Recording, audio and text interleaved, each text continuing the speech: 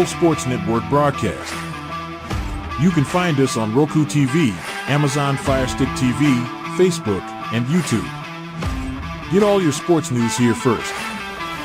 The daily podcasts are Ken and Ken in the Morning, Lions Talk with Smoking Jeremy B, Wrestling Roundup, The Big Football Show, and more, Shield TV, Lions Villain Report, and Red Zone Rant. The afternoon podcasts are Valhalla, Grosef Sports, WCFL Dolphins Talk, The Cheap Seats, The Bodkin Show, Spirit of Detroit Podcast, and MM The nightly podcasts are Hallis Hall Report, Frozen Tundra Network, Skull Gang 365, The Huddle Sports Network Open Mic, First and 10 with Foz, Main Event Football Show, Prime Sports World, The Man Cave, Prim and Proper Sports. Spitballing Podcast, Lions Fan Cave Chat, Puckett, 313 Den Podcast, The Guys Huddle, Shots from the Sideline, Let's Talk Sports, The Michigan Truth Sports Podcast, Off the Rails. NFC Northeast, Power Hours, and Detroit Lions News. Make sure you follow, like, share, subscribe, and comment. Hope you like all the shows. All right, here we go. Intro time, boys. Here locally in the community, make sure y'all go check out Kneecap Body by Jeremy Campbell.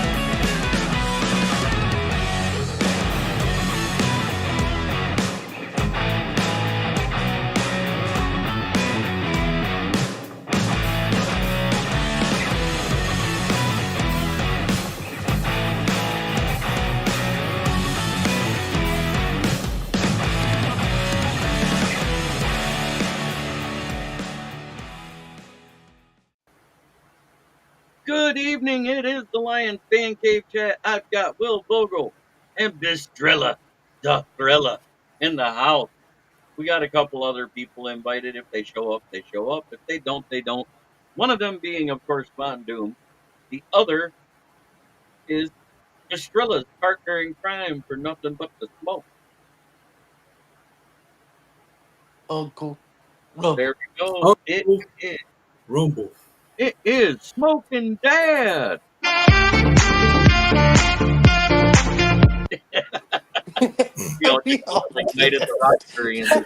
One time you're gonna play that a little longer. That's all the track is. It's that little clip. Are you serious? Yeah. The PUBG one's longer. I hate that because I would like them to be the same length, but it is what it is. Yeah. But Smoking Dad says, hey, it's good to see you. So far we've seen 2 preseason games and 4 weeks of training camp. I'm going to start with Bistrilla on this one. Who do you have on the outs so far? Well, on the offense, I have DPJ on the outside. I guess it all depends on how they're going to do the wide receivers. So he's this game coming up, he's got to step up, or I think he's out. He's just not the same guy. James Houston, another guy that's outside in the bubble looking in. I think somebody put it in a good way, is that he played really well on a pretty crappy team when he first played. Now he's on a better team and he's not playing good. That's because there's other players that are better than him right now. That's what it is. Okay. I fully, yeah. Yeah, those are my main 2 as well. Before I get to you, Will, why the strip club music? My dad used to DJ parties. I used to help him set up and tear down when I was a kid. And so when he comes in, it's just a track on the soundboard. That's it. So I hit it every time he pops in. Yoli Cruz, top fan of Huddle Sports Network, pops in. She's a Packer backer. I don't hate her for it. Hey, somebody's got to cheer for them cheese heads. Hey, but she sends me actual cool little lion pictures like the one I used as the thumbnail for tonight. So I'll take them, and I appreciate it because that's just one less thing I got to worry about.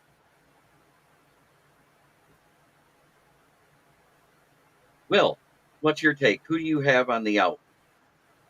I'm gonna give you three guys. I think one of the guys just hit the IR or recently. Traquan Smith, Yep. James Houston. We called him the problem. Well, he is a problem because he is not playing well. He's going to get cut. And then Darius Fontaine. Yep. I Yeah, think DPJ, honestly, I agree, Pastrella. If he doesn't play well this game, he's good. But I have a feeling the Lions are going to somehow just keep him just as a like he'll be a fifth, low fourth fifth. Yeah, a option, low just a in fifth. case Yeah, option. I I had that kind of that feeling too. But he really, I mean, He unless he has to breaks go out off in this this game. game, yeah, if he goes off in this game, then he's solidified. But if he plays balanced and not good, not bad, you might have a chance. If he plays terrible, I don't see them keeping him. I agree. so Buddy, only one I'm gonna disagree with is DPJ for one reason. He does one thing that Dan Campbell and Ben Johnson love a lot, very well, and that's run block. I think he's gonna make it as the wide receiver 5 or 6. I'm thinking 5 because I really only think there's 5 receivers worth keeping on the active roster so far. Because you got Amon Ra, J-Mo, and Khalif Raymond, which you haven't seen in any preseason games whatsoever. mhm, Isaiah Williams has outplayed Darius Fontaine hands down because he's done it while the lights are bright and with both quarterbacks in the same game. So that meant it didn't matter what string he was playing against, whether it was second string, first string, third string. When we played the Chiefs, he showed out the entire game. DPJ has had those flashes where he looks good in those games, but he also had a couple of key drops in those games too, one in each game. He had, I think it was 3 targets and a drop with 1 catch versus Kansas City. He had 2 targets with 1 catch. It was a big catch though, 26 yards from Hendon Hooker in game 1 versus the Giants. And but at the same time, look who he's had throwing to him a majority of the mhm. time though. He was True. on the field more time with Buckfeld than he was with Hooker. And I don't think that Well, I mean, I don't think it regardless of that situation, it doesn't make a difference because if Isaiah Williams is doing it, then DPJ should have no problems. but yeah, and then It's not always the quarterback. Sometimes it's a receiver. You dropping balls, that's a receiver. right, yeah, like I said, he dropped one from each quarterback. I did admit that. Yeah. That's what I'm saying. But at the same time, I'm going to say one thing. That's all I heard about this week. I didn't hear anything about Darius Fontaine, and I heard how good DPJ looked all this week playing with the ones, and that's a key thing. He wasn't playing with Sudfeld. He wasn't playing with Hooker. He was playing with Goff in the 4 wide receiver set, and he was making plays. So I that's why I think he's kind of safe on the roster. I'm not saying he'll be the wide receiver 4. I think he's gonna. I think it's gonna be Isaiah Williams as the 4, and DPJ is the depth that comes in when they do an empty set type thing. I can see that. And then you know when he'll be on the field, those weird 3 wide receiver sets when we block for the run game, he'll be on that set too, where it looks like a pass play, and then we run the ball, and Gibbs or Monty ends up taking off for 75 yards. Yeah, those ones.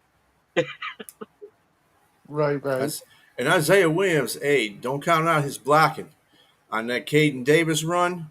He blocked the hell out of somebody. He Yeah, didn't get the greatest block, but he knocked him off his pass so he wouldn't tackle Caden. So that was a good block. He's gonna learn. He's a rookie. ooh, PC payloads here. What's up? The artist formerly known as. I And then love CBC that. keeps talking about wanting a big body and DPJ this and that. He's on the team. Yeah, that's pretty much why. I say that. I think the guys that are off the team, one, we already know they're off, and that's Antoine Green and Traquan Smith. That was due to injury. And what's bad about it is Antoine Green was the only guy that didn't have a drop in that first game versus the Giants before he was hurt. It Yep. that I that think was there's a awful. big misconception with this whole thing about having a big body in camp. You don't need a big body in camp. The Lions receivers are mostly small receivers. They I know. block very well. So it's not. It has nothing to do with having a big body. We don't need a big body. We just need somebody who knows how to block. Right. Run block as a receiver. That's like a myth. That's a fairy tale because I've seen big receivers that can't block worth a damn. So that's a myth.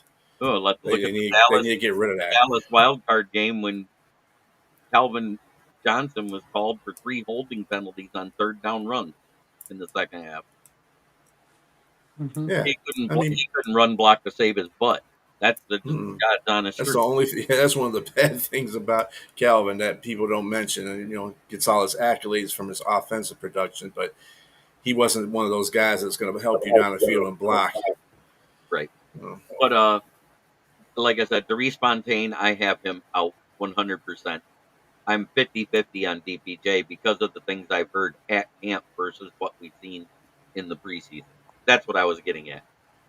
Because you hear how good he does with the ones when he's playing with Goff, and then you watch it when he's playing with the 2s and 3s, and you're going, what the hell's going on? You know what I mean? You don't get to see it. But I saw it with my own eyes while I was there at camp, too. That's another reason why I'm mentioning that part of it. If he's taking snaps with the ones, that means it's pretty good. Will JB, top of the evening, man. Don't forget Ricky. You always forget me every time you do that. You always forget me. I'm not going to be slighted though. What's up, Ricky? How you doing, man? Good to see you, Ricky Sakat. Buddy Kinkiko's in here. I can't wait to see Isaiah Williams and Baki against the Ram. It's the Buddy Kinkito theme.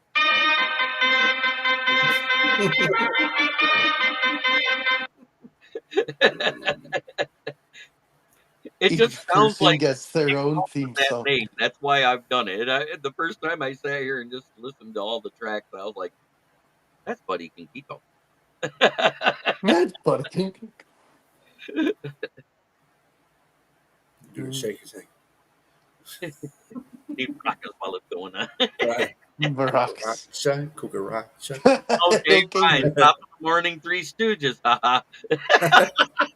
Love it. That works.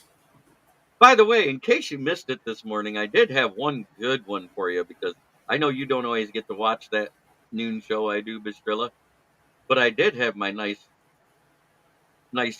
Packers one for you. Oh yeah.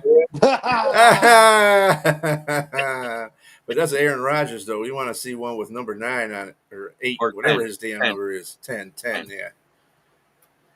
And then Is that AI? James. I don't know which AI, is worse in Jeremy? this picture because him sitting on the American flag, drinking beer with a straw, or being a Jets fan. I don't know which one's worse. Oh, that's all 3. That's a jackpot right there. Is that first photo AI generated or no? Yeah, that's AI generated. Nice. Karen Rodgers and the Packers with their Pampers full of crap. Ask And Rod. I did say, hey, you want to see the biggest joke of a quarterback contract? Yeah, I will definitely have you come on there, sir. Let me get you a link. Deshaun the Masseuse Watson. I used to like him. I'm not ashamed. I'm not ashamed to say I have a college Deshaun Watson jersey because I'm a Clemson fan. Do I wear it that's anymore? No. You can wear the Clemson one, just don't wear the Cleveland one. That's all. Oh heck no! I would never Or the own Houston his one. jerseys. No pro jerseys. Well, he was good in Houston. Yeah, he was. Sending you the link in about 10 seconds there, PC.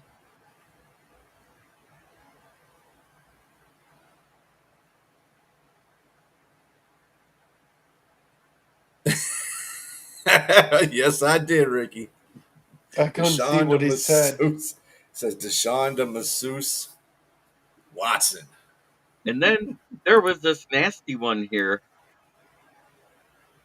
where it talked about Joaquin Phoenix when he studied for the part of Joker on some tweets he read. Oh no, that's great.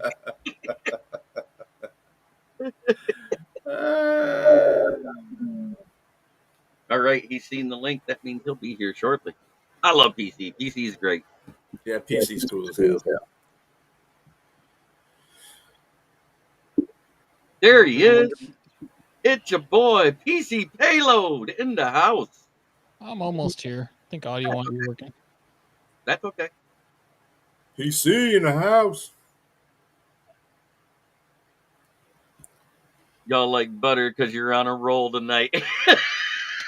Hell yeah, Ricky. Hell yeah, it's Friday, Ricky. What? That's right. And then, of course, It's Friday. you know, Yo, Hey, There he is. PC. I do got one more for you because we did hear that helps to turn Uncle on Rico is shit. starting for the Oakland Raiders. Oh, As that's announced, great. Hold on. AOC is the backup. Gardner Minshew, also known as Uncle Rico. You can play the music for that one too. There we go. Yeah, there we go. It is. Oh, wait this thing. Uncle Rico.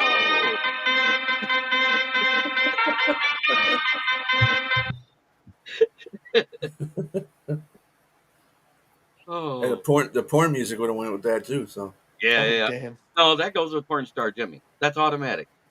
Mhm. So, PC, who Yes, do you sir. have as off the roster so far? Ooh, Who's your off the main guy roster. off the roster? I'm thinking they're going to keep 3 quarterbacks after hearing what Dan Campbell said. I'd like to think it's not the case, but I think Sudfeld's staying. So that would have been my first, but I Right. think he's staying. Who's off the roster? Well, there's a bunch of guys that are off the roster. I'm not going to go through all the, the obvious fourth stringers, I guess you'd say, but let me think of. I'll pick one. I think I'll is be off. back, Jeremy. Yep. I think, and I'm gonna go on a limb. I'm thinking they might let Houston go. Oh, I'm 100% on the Houston gone because from what I've seen, even at camp, he doesn't have the bend. He doesn't have the change of direction skills. He doesn't have that explosive first step anymore. And I've heard nothing about him. I've heard nothing. Everybody when he broke his ankle because of how it has to be repaired. That's that little bone that holds the three bones together. They have to put 3 pins in there in like a triangle to hold the 2 outer bones together. You never have the same mobility after that. And I've seen it. My sister was 26 when she broke hers, and that's when you're supposed to heal good and be younger and everything else. Yep. She's never been able to run. Never. And he looks slow and lethargic when he's running. He doesn't have that elite speed anymore either. well, then again, I'll point out the same thing that I said earlier. It might have been the case that Houston was on a bad team at the time, and as the progression through the years went, the team got better, so he looks worse. That's probably what it is. I'm willing to bet that's probably the case. Well, when your bend and your first step change, it's an obvious change. It's visual. You can see it. And when I saw it firsthand, I was like, wow, that's not good. But Trying to think of somebody else, maybe an offensive player. I do think that after listening to Campbell, he keeps going back to DPJ constantly, and he keeps talking about. And when I said bigger body, I didn't mean for blocking. I mean a larger receiver, doing a receiver thing. So I don't know. I don't know if his like skills blocking versus I don't know someone else smaller than him. But I feel, and I don't know if this is just. I'm not sure how coaches go about this as far. I've never coached football. I'm not sure how they go about this, where they have to fit a specific, checkbox list to make this, this position. You hear that a lot in sports, but I just feel like this team's not built that way. It's never been built that way, at least under this regime. So As much as I'd like to think that, God, I don't know, man. I don't know enough I know him from his Michigan days. Most of his film is Michigan stuff that I watch. He's got the skill set, but he's been a roller coaster ride. So I don't. And Dan Campbell talks about consistency, and it's like, so I don't see that. They must see something I don't see, because I don't see the consistency. I see the size that he keeps talking about, but when he says it, I'm not thinking blocking. I'm thinking he wants a big guy that can reach up and get the ball. Um, yeah. I'm sorry, I think he stays. And I think they're going to go with kids that are going to pick up really quick. Your audio just went really muffled, PC. Really? Yeah. There you go. For a That's second, there good you go. now. Yeah. Okay, sorry about that. Yep. You're It just good. like that last sentence. It sounded like the teacher from Charlie Brown. Okay. OBS has been really weird with their virtual cam streams and stuff, because I run this through an old smartphone, so it's a wireless cam. But anyway, yeah, OBS has got to pick up on that, and it messes with a mic sometimes. So if that happens, I'll switch up to my headset. Okay. But what I saw is, like I said, DPJ hasn't shown up with the backup QBs. But when I was at camp that one day, DPJ was on the field with the ones. He wasn't out there with the twos. He wasn't out there with the threes. He was with the ones, and he was making plays with Goff. And all we hear about is all this stuff he's done in camp with Goff that's been great. But when we see him in the preseason games, you don't see anything. You know what so it's weird, but I think it might be that whole I'm not playing with the guys I normally play with mentality. You know what I'm Yeah, saying? and Some players I've play said it down the multiple talent times. around them. I've said It multiple times. naturally It happens. depends on who's throwing to him, right? And if you got somebody like Sudfeld out there, how can you possibly assess these guys with Sudfeld? I don't think that's fair to the receivers. Right. And then you've got Hendon, who, he was in and out of concussion protocol. He's getting second half. You're not seeing DPJ out there with him, so it's like you're not seeing him. You're just Right. not seeing him out there. And I think we only see what we're allowed to see.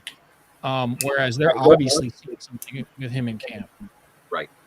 Because the first thing I heard about on Goff makes some guys look better than they are. We might get Reynolds back on waivers for a second time, for all we know. Oh no, he's making the team with the Broncos. Well, they paid him. They paid him some good money to be on that team. Yeah, Yeah, he ain't going got a nowhere. lot more money than he ever got offered here. Yeah. And by the way, Dad, you asked if I did the giveaway for 500. Yes, I did. And you're talking to the guy directly who won the giveaway. It was James Burgess, and Yep. he's been with me since I've been doing this as long as you have. And I couldn't think of a better fan to give it to other than my dad, but than James Burgess, who's been here since the beginning. Yep. And James, congratulations on your test, by the way, bud. Yeah. Good It job. is 7. So great.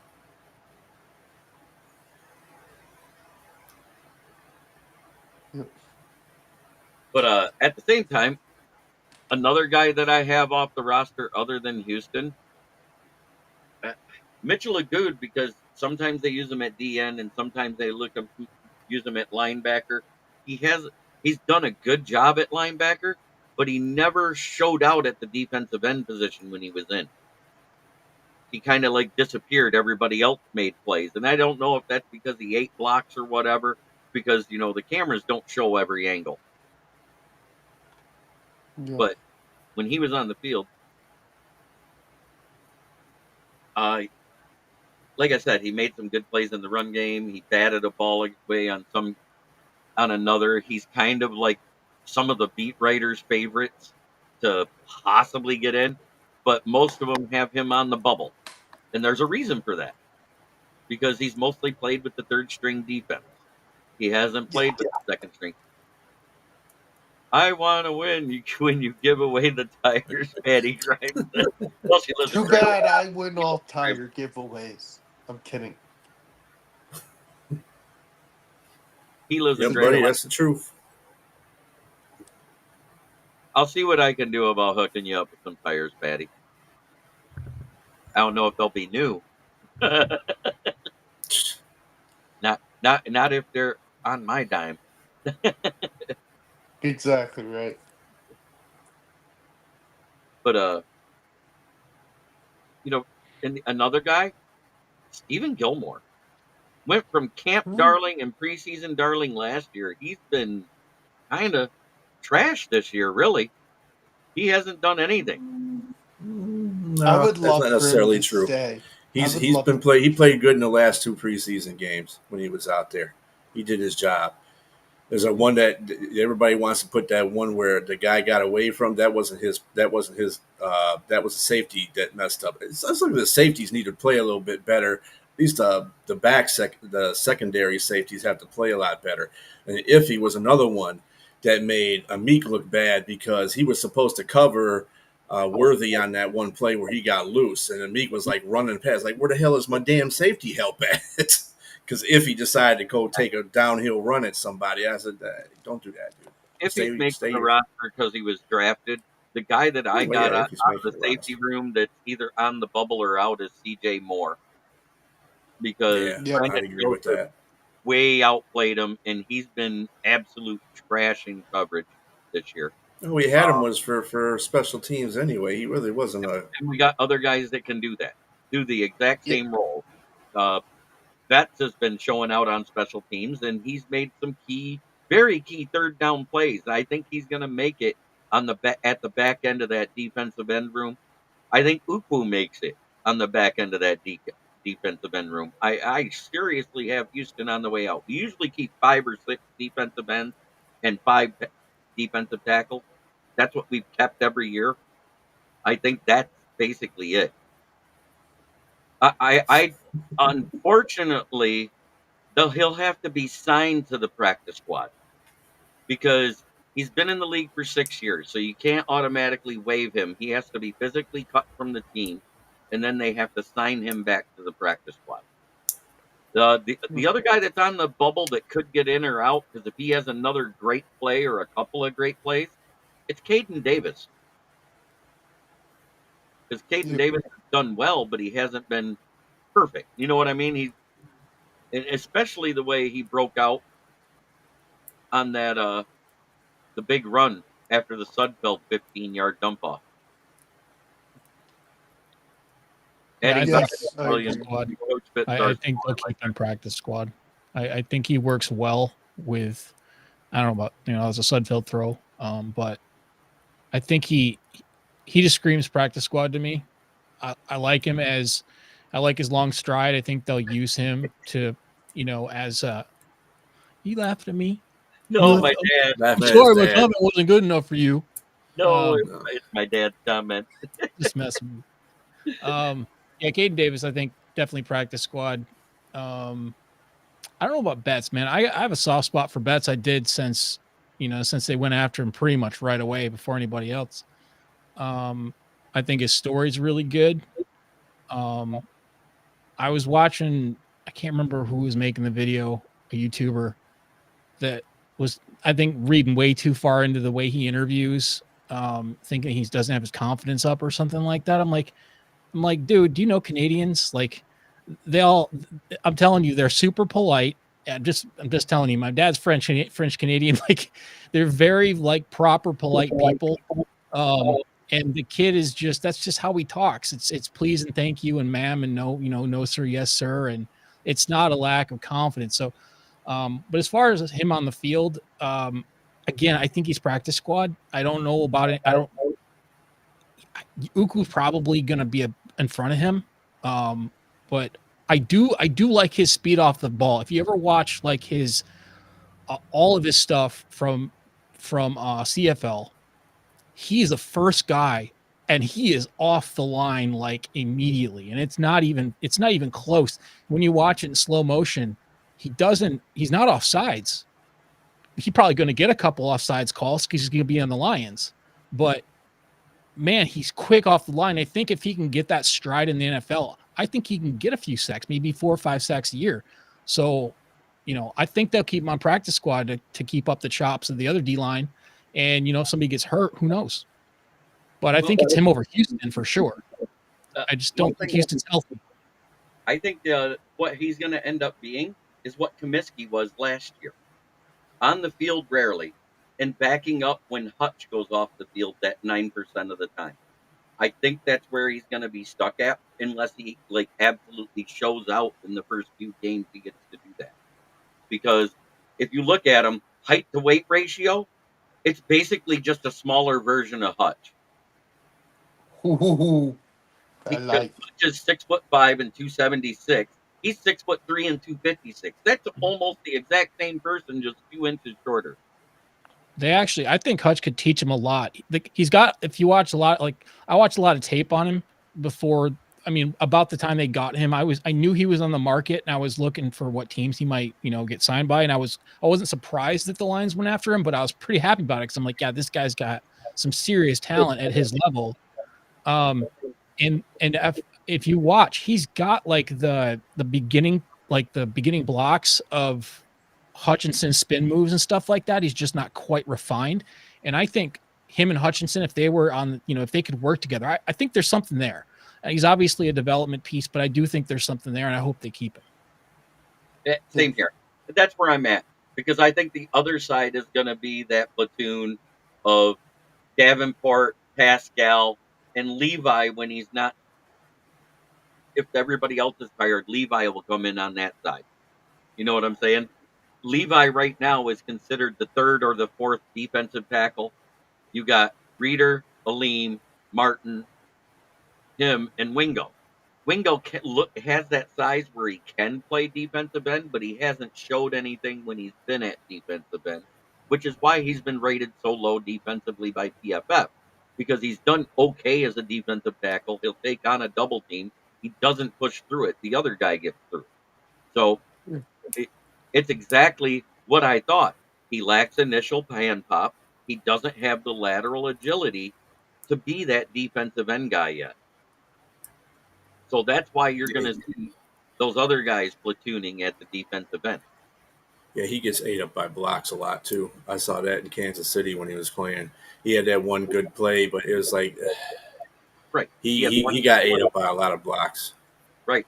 Whereas every Yeah. time Martin was on the field, if he wasn't getting through the line, he was taking on a double team. He looks Yep. like he fixed his bend issue from last year, which is huge because that was what, and I think a lot of that had to do with his belly. If you look when he bent down in the few snaps he had last year, because I was watching, he couldn't get low. His belly was against his thigh pad. So that's a huge difference, losing all that fat and turning it into muscle mass. Well, look what Aleem's done with his body. Look what Martin's done with his body. Now we've yet to see what Martin can do, but Aleem just losing like 15 pounds made all the difference. I mean, he's still got the power. Now he's got the speed and the agility to go with it. Right. Mhm. Well, he had the speed and agility, but once he moved to deep tackle, he was in college, and all they say is, you're going to carb load every other day and gain this Didn't he weight. play baseball in college? Didn't Aleem play like Played baseball and running back in college. He was actually a 3-star recruit at running back, but he played on one of those Iron Man schools that was smaller. So he played defensive tackle too because of his size. but he In was high always quick for his size, right? Yeah. Yeah, he was always quick. And now that he's lost that body fat and built him and maintained the muscle, what's weird is when he first lost it, he didn't lose a single pound the first year. He just shed the fat. He just came Right. in cut. And this year, you got David Montgomery and Broderick Martin competing in the weight room on who can deadlift the most. You know, when I saw David Montgomery pick up that 750 pounds, and you could tell he struggled a little bit with it because he started, then he stopped, and he goes, whew, took that deep breath, then grabbed it, and boom, stood right up with it. I was like, now that's strong for a guy his size. He's what, 5'11" and 220, right around there. Monty? Yeah. Yeah. Yes, and Broderick does look almost a full step quicker. Yep. And that's also because of his bend. He always had that explosive first step, but when you're higher up leverage and you're more upright, you're easier to topple over. And they've also moved him up against the first line offense. So he's got a lot more competition. And so when you saw him play against, second stringers last week, he's practicing on a level above that. Right. And that obviously, that whole iron sharpens iron term that I hear way too often. I get nightmares of hearing that damn thing. Obviously, right? Like I know that these guys are all, feeding off what they're told in the locker room and whatnot, but I mean, it's a true statement. You know what I mean? Like when Did you you're a hear? second string guy playing against first stringers and then you go in and play a second string team, it's going to feel a hell of a lot easier. So Right. it only makes the whole team better. And did you hear what Sewell said that about facing Hutch in the one-on-ones all the time? Yeah, of course, he started with that same phrase you hate, but I'm going to go into what he said after it. He goes, I'll tell you what, it's almost getting harder to defend Hutch than it was to defend Aaron Donald. Wow. And if you guys don't realize how huge that is, that statement coming from an all pro right tackle, you guys just don't grasp what he's saying this year. Have you ever heard about what Donald says about Sewell? He's one of the greatest he's ever went up against. Yeah, exactly. The compliments go both ways. And, Right. And to hear him say that after hearing Donald say that about Sewell after that wild card playoff game last year, and when we faced him his rookie year, remember that? Because didn't we play them week 2 then? And Yeah, I remember because Sewell got in his face a bunch of times too. Sewell got in his face because he was getting ugly because he was getting mad because he wasn't getting penetration. He goes, I ain't gonna back down. I don't give a fuck who you are. Right. yeah, I think when the NFL did their top 100, out of all the Lions players, he was on the top of the list. Right. Mm-hmm. And he deserves to be there. Dwayne, Oh, Oh, I say he's the absolutely. best. He's the best player on the team. I would agree with that. With I think with he every. is.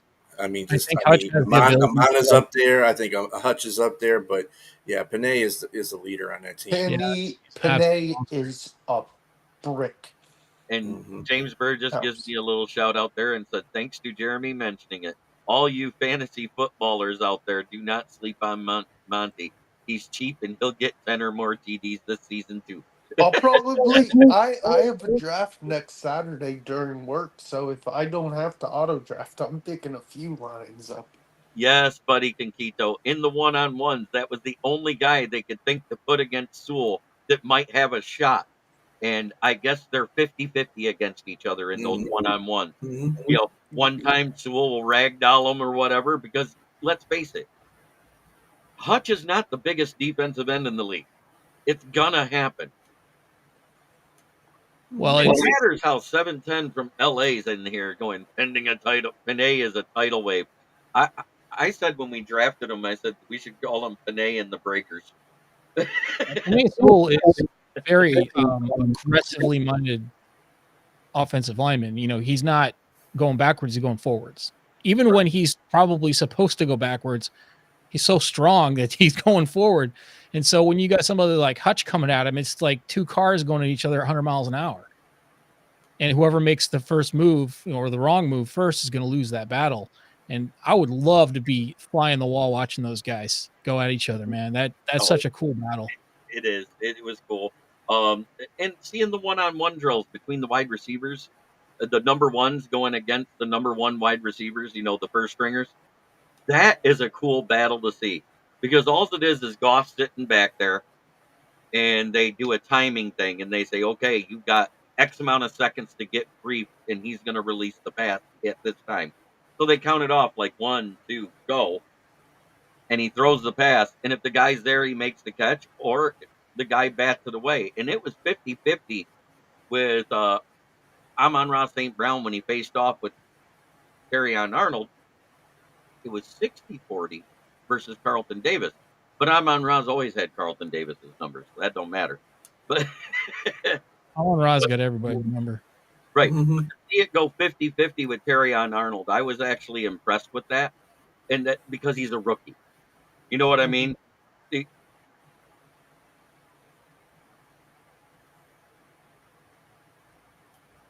right. James Burgess, I saw that all 22 films breakdown too.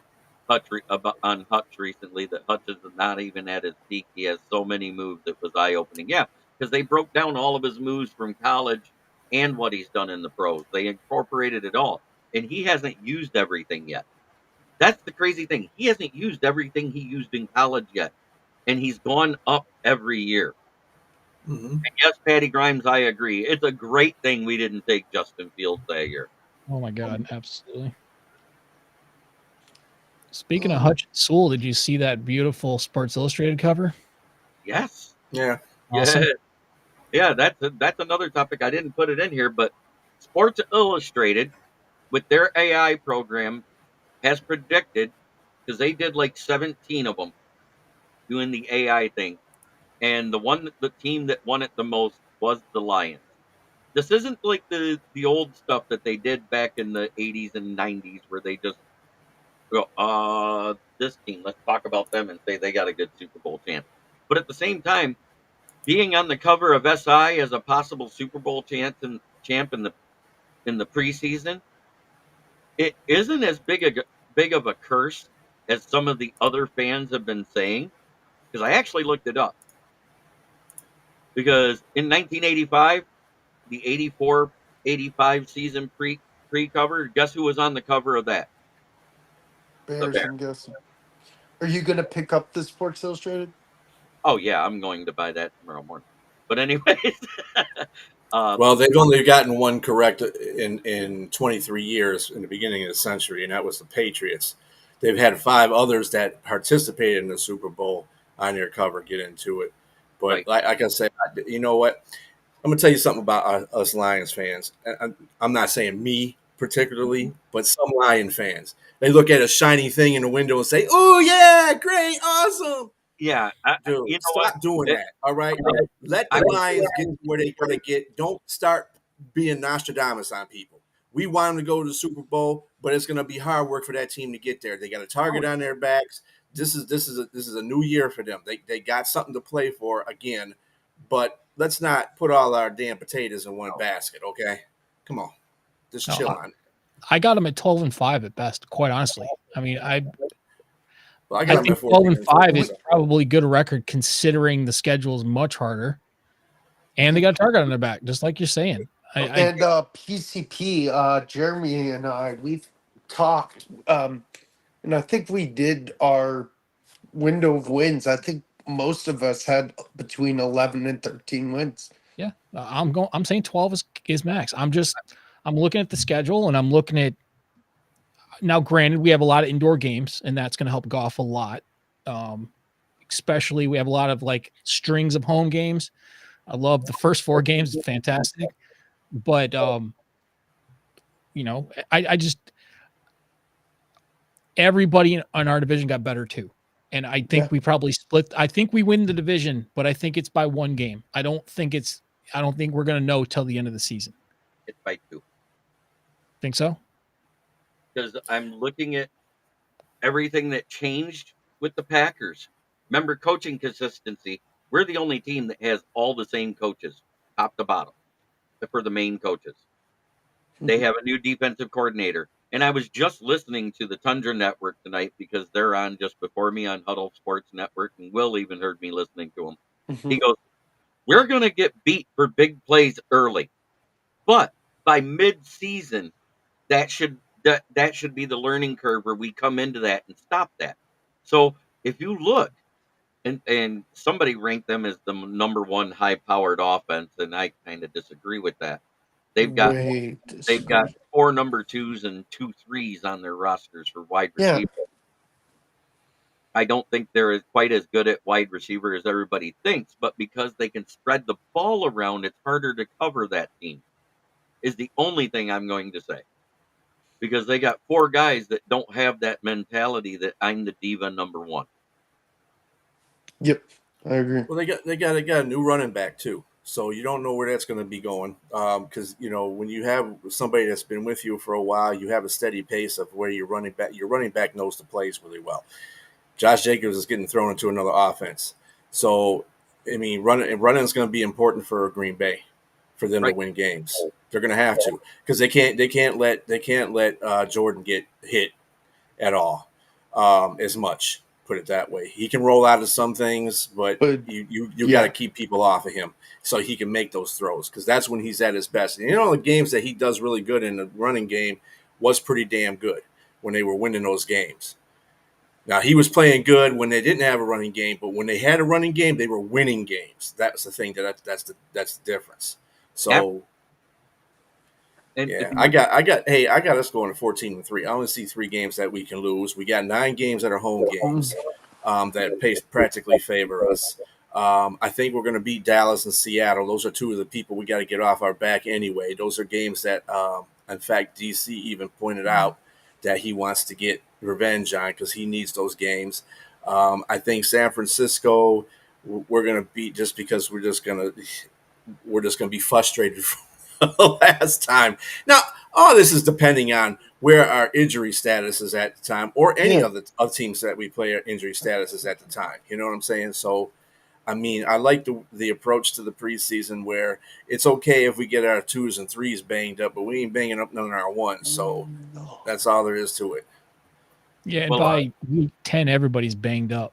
You're out there playing, but this goes back to our conversation last week, right? It's like, who's willing to go out there with stub toe? right. Who's going to be out there playing? And this team is built that way.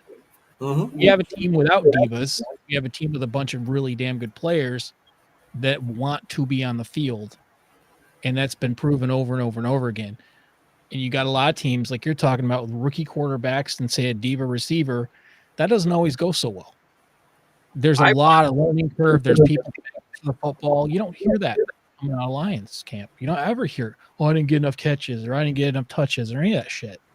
Nope, you Mm-hmm. don't hear that here. We're definitely in our window, and I've been drinking the Kool-Aid since late 2023. I'm telling you, we're going. I think we're going to Super Bowl, whether we win or not. I don't know, but I do feel like it's definitely our window to go. And that's not hype. That's just truly how I feel. PC, you remember I mean, this is where it's at. You know what I'm saying? It's the Super Bowl. I don't have anything. I don't have any prediction that doesn't have us in the Super Bowl. And you're right. Whether we win or lose, we're going to be in the Super Bowl because that's what this team is progressing toward, and that's what we need to do. So that's Well, when it comes to that Super Bowl cover, I was watching 10 and Ken in the morning because that's a NFL based show with a Packer and a Bears fan, of course. But they were talking about that Super Bowl cover, and they asked if I was scared. And I sat there, I said, do I think it's too soon to put that big a hype on a national media thing? Yes. Do I hate it? Absolutely not. It just goes to show you that we're catching that America's darlings thing where we were a laughing stock 4 years ago. How far this team has came in the last 3 seasons. We were a laughing stock even after that first season with Dan Campbell. Everybody was clowning us about going 3-13-1 and having the second pick overall. You couldn't even lose good enough to get the first pick, blah, blah, blah, blah, blah. And everybody's like, oh, you're not getting Hutchinson. He's going to Jacksonville. And Jacksonville Jaguars select Trayvon Walker because he has high upside. Yeah, that was a good pick. it wasn't bad. No, That's but good at for the time, Jacksonville. I was emotional when they picked him, and I realized we were getting Hutchinson. oh yeah, Physically emotional. Now I was just like, "Yep, this is how it's supposed to be." But Mm-hmm. back when I first met UPC, and I think it was on Free for All Friday that day when Micro Mike and Ghost and all them were on there on Detroit Lions on the Prowl, and they asked me what I thought the natural progression of this team was. Do you remember what I said that day?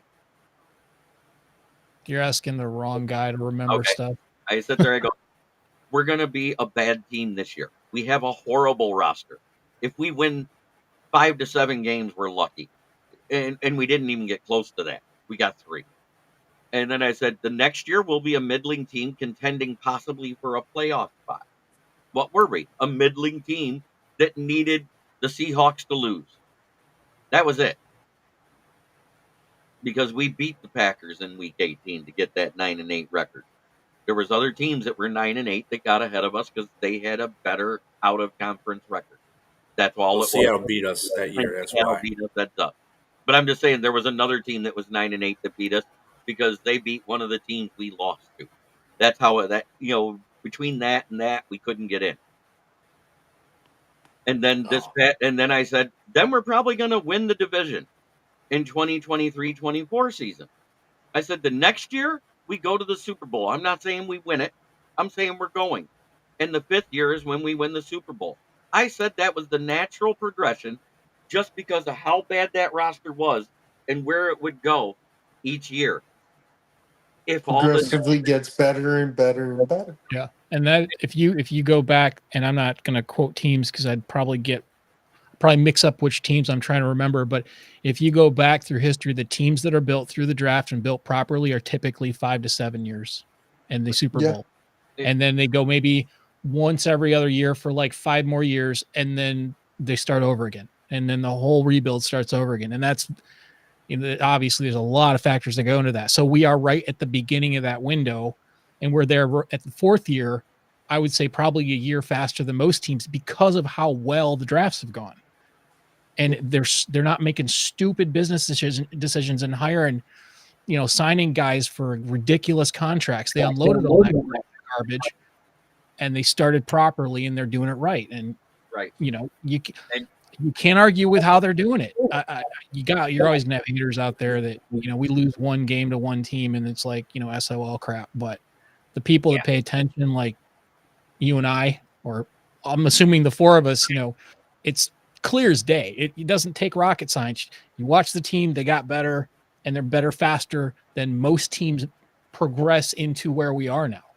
And it's a great time to be a Lions fan. Absolutely. So before we go any further, I do want to say something I'm doing next week, and it's for one of the fans that have been on this show at numerous times, Cameron Luke. Young man just had a newborn baby. He's going through renal failure and has to have a transplant within 3 months for his kidneys because both kidneys are failing, not just one. So he has to have a kidney transplant within the next 3 months.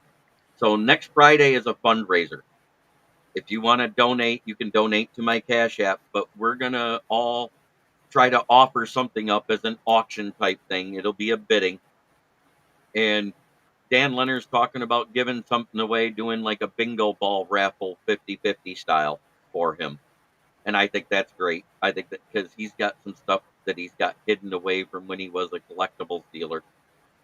I wish I had some stuff, but you know what we did I know, before the show. but we have our first donation already. Will Vogel donated $10 tonight, and it's not much, but you know what? It's the thought that counts. And once it's all done, after that Friday show on Saturday, whatever is in my Cash App that I burn will go directly to Cameron Luke, minus whatever the shipping cost of whatever we auction for him. And the way I'm doing that is like, if you have something you want to auction and you come on the show and you show it and we auction it off to the highest bidder, what we'll do is you keep it with you. I'll get the money. I'll send you whatever the cost of the shipping is. And then after the shipping's done, the rest of it goes to Cameron. That's how we're doing this. And I think it's a great cause. And even if it's just enough to help him with some bills for a couple of weeks, it's a huge help to that young man while he's going through this. Yes, and guys, let's help him out. This guy's a new father, and I want this guy to be alive to see his daughter grow up. Just think of the 35% increase on living stuff and everything else. Thank you, James. Diapers. Price of diapers are almost double what they were 4 years ago. Yeah. A 48 pack of Pampers or Huggies used to average about $20. Now they're almost 40. It's That ridiculous. just sickens me. I'm poor until I get my license finalized, but I'll come up with something, SCB. Thank you, Guaranteed that James. kind of stuff, man. I just wanted to say it while I had the most viewers on the screen right now, because we've been going almost an hour, and I don't care. We're running late tonight. I don't care. We're having fun. Who is your breakout player on offense and defense? And it does not have to be ones that everybody said. I want you to think outside the box if you can, and I'm going to start with Will tonight.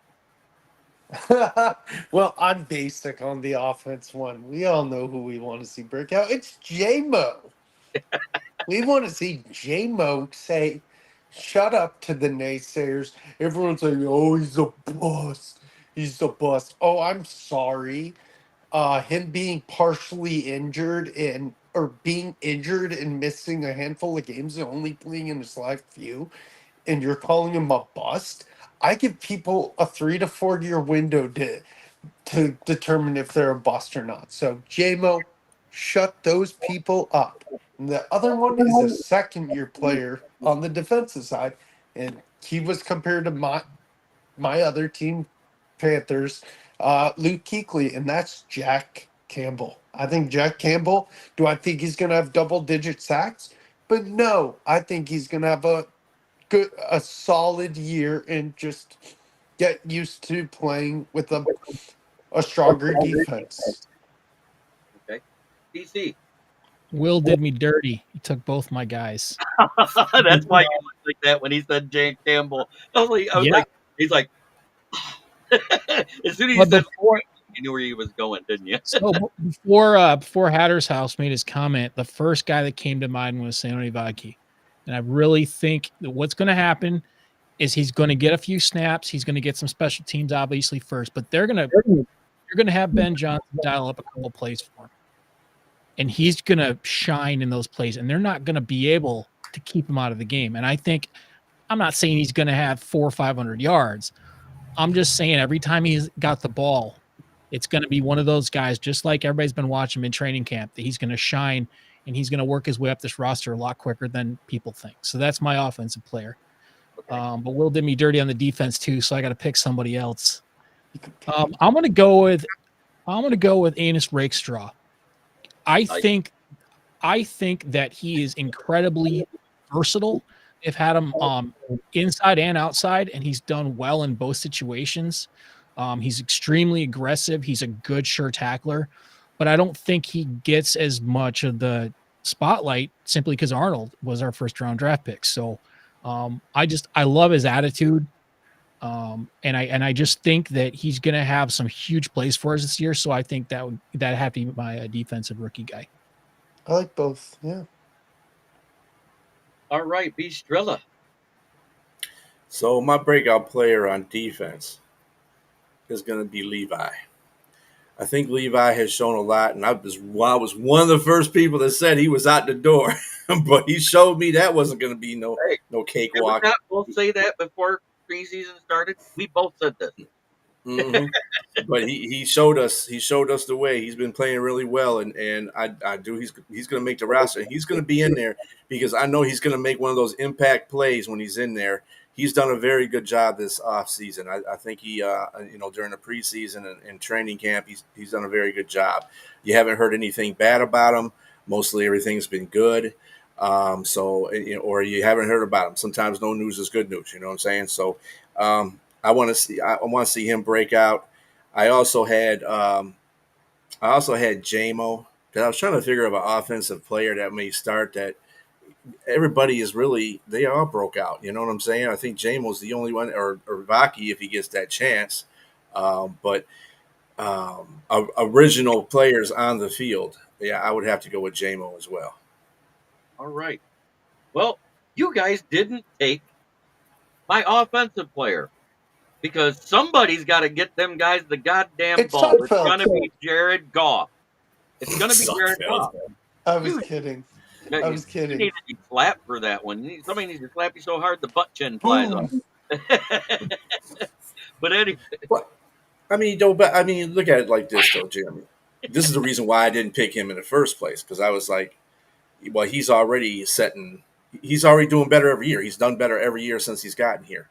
He's kind of like Amon St. Brown. He's like Hutch. These guys have gotten better every year since they've been here. So, do you really want to say they're a breakout player? Because they've already breakout. I'm thinking young guys. Yeah, I'm thinking. Yeah.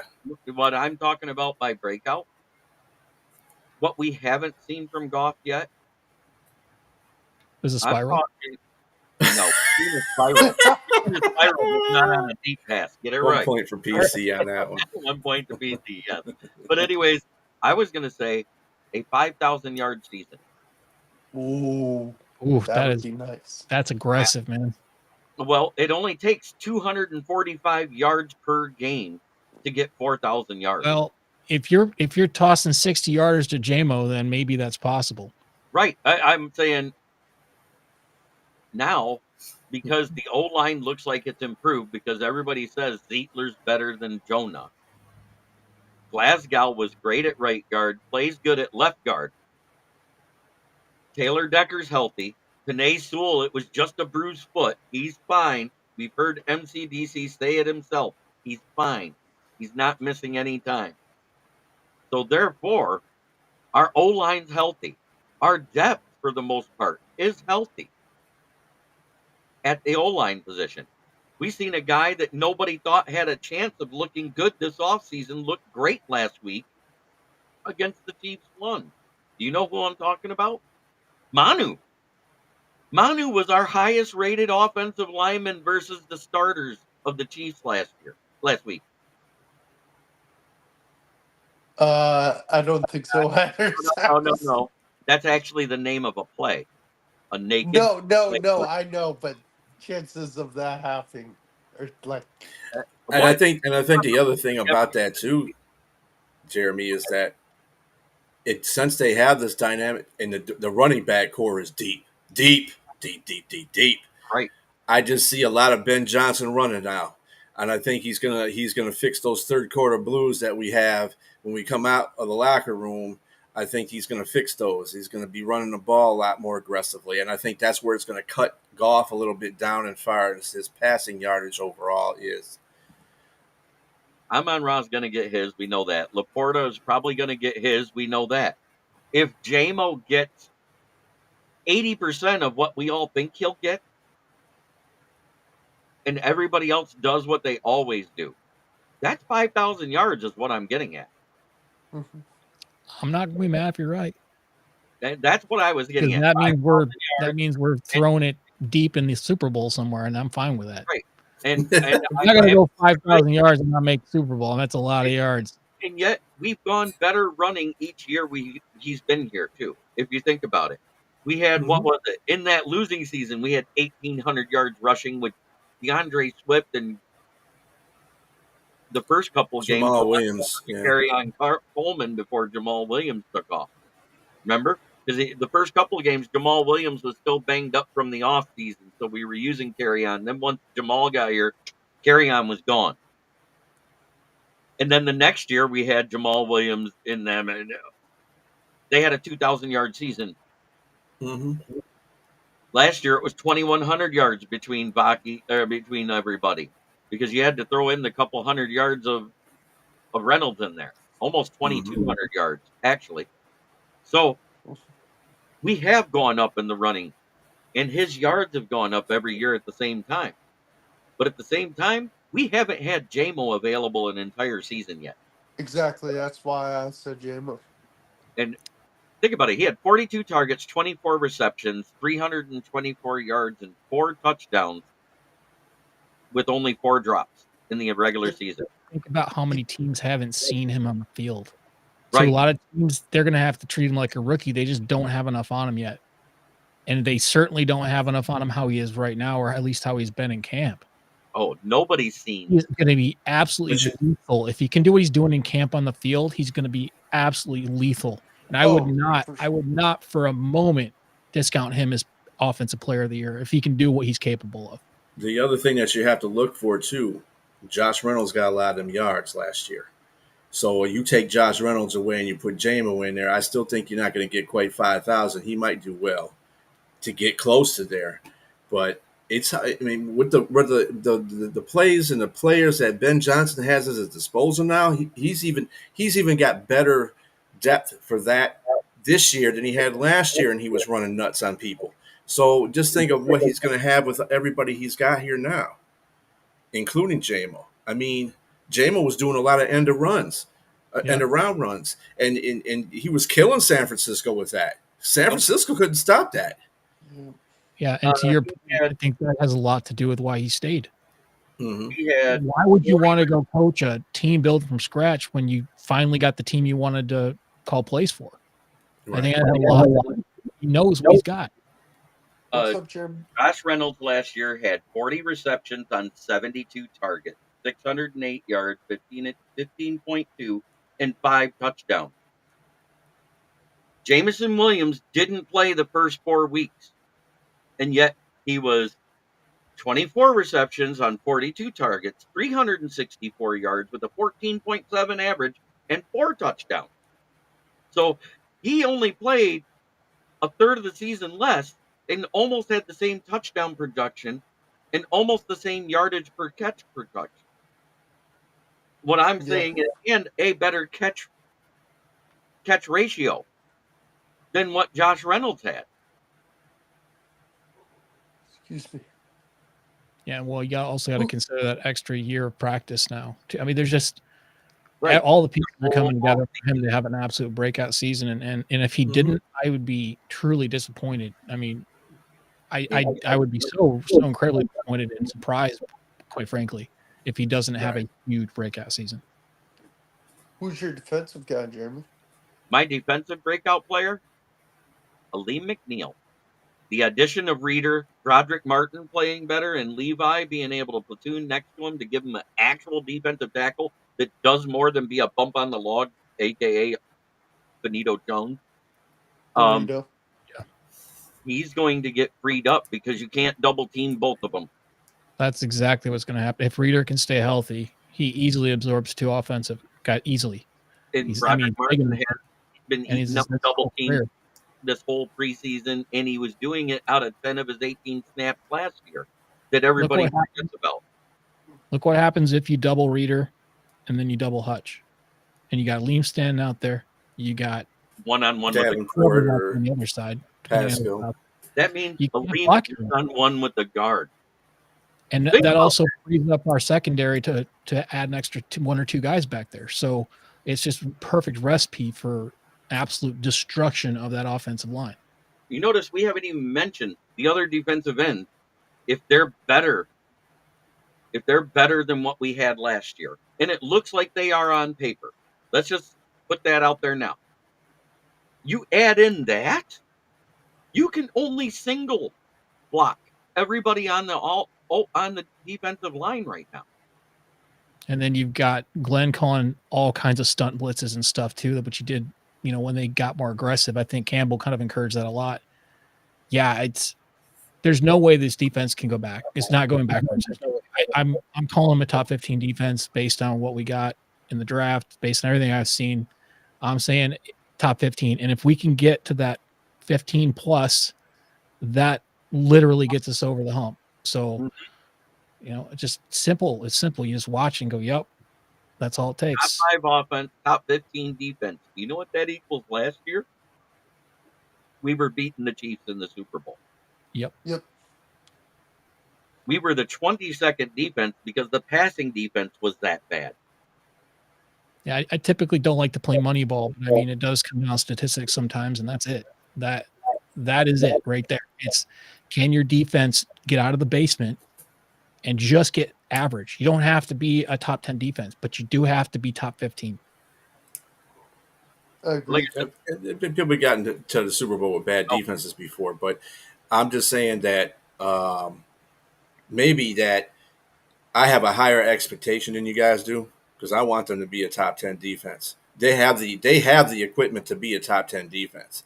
I think they have one of the highest caliber of cornerbacks. Now, of course, we got a couple rookies. I understand that. One's going to be playing CB2, so they're going to try to take advantage of him often and early, which is going to take some pressure off of Carlton Davis, believe it or not, which is going to be a good thing. But Enos or Amik running that nickel, man. And they're really aggressive. They got a lot of depth, and Vildor's no joke either. Vildor's been showing his ass all through preseason. So, I mean, and even on the field. Balls, we'd be all set. Yeah. Yeah, if he could not have stuff bounce off his face mask to another wide receiver, I'd like him. Oh, I mean, no, I'm gonna tell you that motivates players though, when they know that they had a play that they could have caught or whatever, and it messed the whole game up. They already know that. I'm sure they've heard, people have told them about that, family members and close friends. I'm sure that he's putting that on his shoulders. That's why he's been playing extremely well during this whole training camp and preseason. He's been And you don't see on any it. finger pointing ever. I never see it. You know They- what? you know, We can say we're sick of the shootouts, but you know what? Shootouts are exciting games. I don't care what anybody says. If both defenses are going back and forth and making stops and the offenses are making hits every now and then, a shootout is exactly what you want to watch, but you don't like to see it at the end of the game when you're going, oh my God, are they going to kick a field goal or are they going for it on fourth down again? Exactly. I take a shootout any day over a dang blowout. I guarantee this. I would say about 28 of the 30 some teams don't want to shoot out with Detroit. In fact, I would just say no team. Not a single team out of 32 teams wants to 31 teams wants to shoot out with us. No, And because see, I don't see those shootouts happening this year either. I don't think I so. don't. I'm just saying if we're going to come down to As it. much as people don't think it is, it's not, because that defense is going to start stifling people, and it's not going to be fun for them. They might get blown out by 14, 21 points by some point at a time, and that's what I'm looking for. I'm looking for Detroit to actually put a stamp on that kind of stuff. I'm looking for us to Team's be up by bad. 2 scores. Yeah, And team's we lose bad. all games down because we don't need to do anything else. That's Yeah. what I'm looking for. I'm looking for domination. Yep. And I'm I gonna said it to review- the TV a couple games last season. I'm like, that is what we're capable of. And I I'm use the gonna word review- domination because that's what it has to be. Right. Mhm. I'm going to refute something that Buddy Conquito said earlier. He sees a loss at Green Bay. Dan Campbell does not want to release his ownership of Ford Field North. I think we win in Green Bay, and if we lose, it'll be after we beat the Bears on Thanksgiving the next week when they come to our house. Because last year we had a better road record than we had a home record, if you guys remember right. Our road record was amazing last year. We only lost two road games, if I remember right. Yeah, Dallas and Chicago No, Dallas, Yep. Chicago, and Ravens. We won the rest of them. Ravens. Yeah, Yeah, Oh, so we won in Dallas. we Too. went 6-3. Yeah, technically we won in Dallas too, but the scoreboard said different. But No, we beat Dallas. I know we did. Dallas is- You heard what I said. We won in Dallas, but the scoreboard said different. That's what I said. It's right. Scoreboard took a poop. over 6-3 is 6-3 on the road and 6-2 and at home, which is that's cool. I mean, that's evens it out. Yeah, but the fact that we were that dominant, and what's weird is while we say it's a stronger schedule this year, last year we were the 11th schedule overall in strength of schedule. True. You know what made us the 11th this year? How the hell, as a division winner, do we not have to play the Chiefs in the season? Think about that. Well, if you want to do a conspiracy theories, because we're going to play them in the Super Bowl. Right. Yep. That's That's what. exactly want it. it. They're scared. They're scared to play us in the regular season because Yeah. they won't get the number 1 seed in the AFC. That nonprofit NFL wants that game real bad. Yep. Mhm. They want that to be the rematch. Hey, Jeremy, I got to take care of some advertising if you don't mind. Yeah, go ahead. Yeah, if you could put me on the big screen, I'd appreciate that. Yes. All right. I'd just like to say, get this right in frame here. It's fuck the Vikings. Yeah. Fuck the Vikings. I thought I'd draw it up for you. That's Yeah, awesome. that was amazing. Thank you. You didn't have one last week, so I figured I'd sketch you one up. There you go. Leonard's Put a little been purple in there, some nasty purple. Were you and, the one who Time for made the workout, logos probably. for Jeremy? No. But then we got fuck the Bears. There you go. Put it in there. And Dude, of he course, needs to be careful because the end of that Bears logo is very pointy. Mhm. yeah, that's Caleb Williams. Yeah, I can tell. Rest in peace, Sergey Manassatova. Matakanov. All right, Okay. Dwayne, who's that? Who is it, Dwayne? Because I don't know who that is. I'm sorry. It might be an I know old he's Russian. player. I know he's Russian. Yep. Yep, FTP. And before we get to our last subject, I might as well do the other sponsor just to get it the hell out of the way.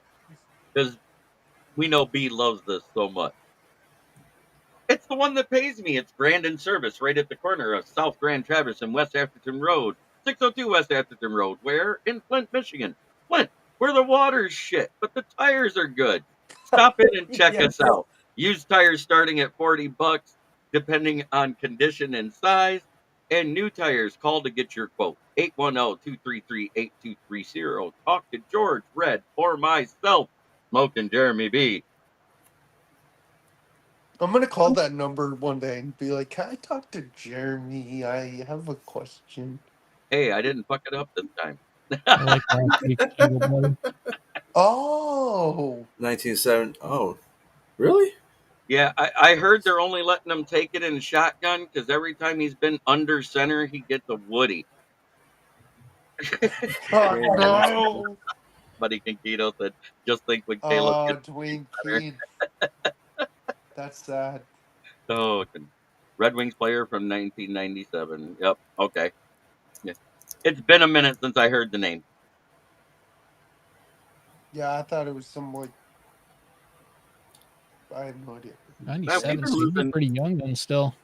Yeah, He'd be yeah, like Stevie Y's age. yeah. In the late 50s, early 60s. Mm. Oh, that was the masseur. I was gonna say he might have. Yeah, he was on the team, but he wasn't a player. Right. He was 71 years old. Oh, wow. Okay. Yeah, Okay. I didn't recognize the name. If he would have said like Sergei Fedorov or something, obviously. Yeah, but- Valimir Konstantinov or something like that. But you know, Yeah, Konstantinov's been paralyzed forever now. Jason Yeah. says FEBP, fuck the butt fuckers.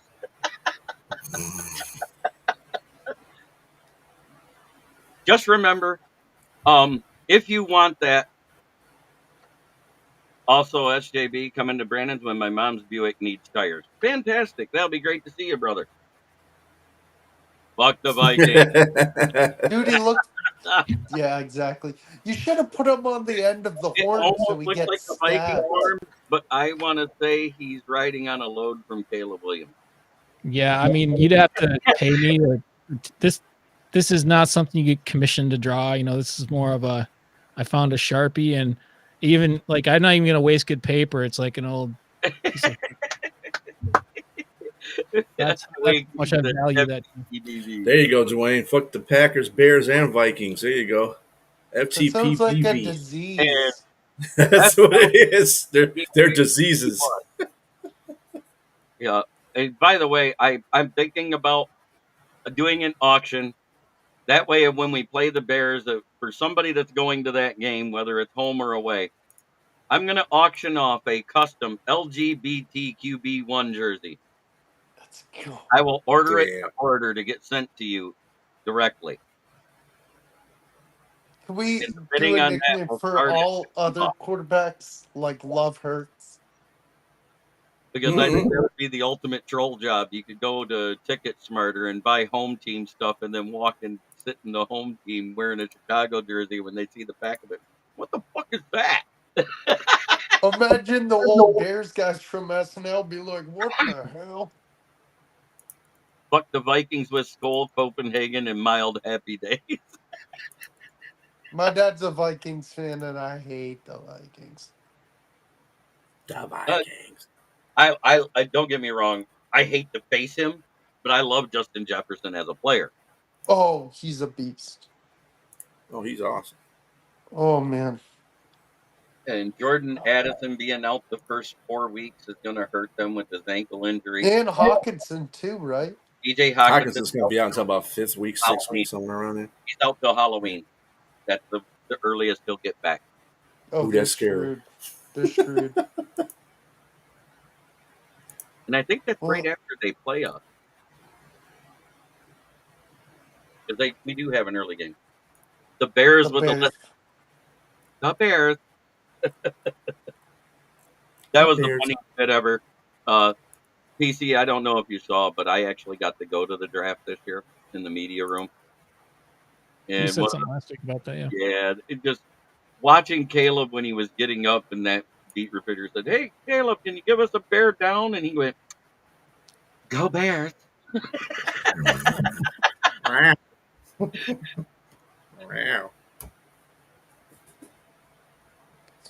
Yeah. JJ, that's unfortunate for JJ, but that's it's fun. It's good that it happened. It's not never good, but it's good for him that it happened as a rookie.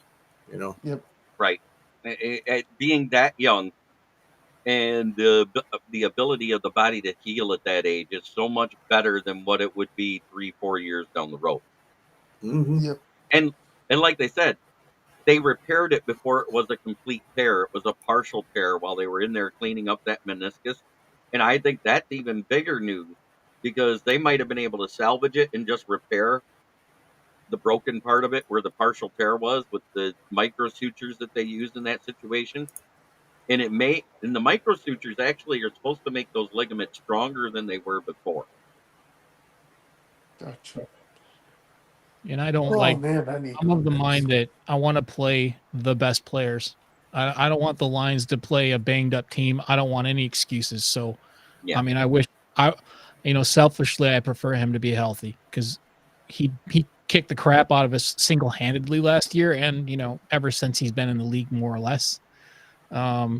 And I really want to beat him. So So, we're talking about J.J. McCarthy there, not Justin Jefferson. I thought you were talking about Justin Jefferson. Nope. Oh The yeah, other JJ. Yeah, J.J. Oh McCarthy. yeah. We were originally talking about JJ, but then we went to the other In JJ. the chat, he goes, I feel bad for JJ, but hopefully he heals good to play next year. Go Blue Michigan Wolverine. That's how I knew he transitioned from Justin Jefferson to JJ McCarthy. I thought you guys were going all hypothetical.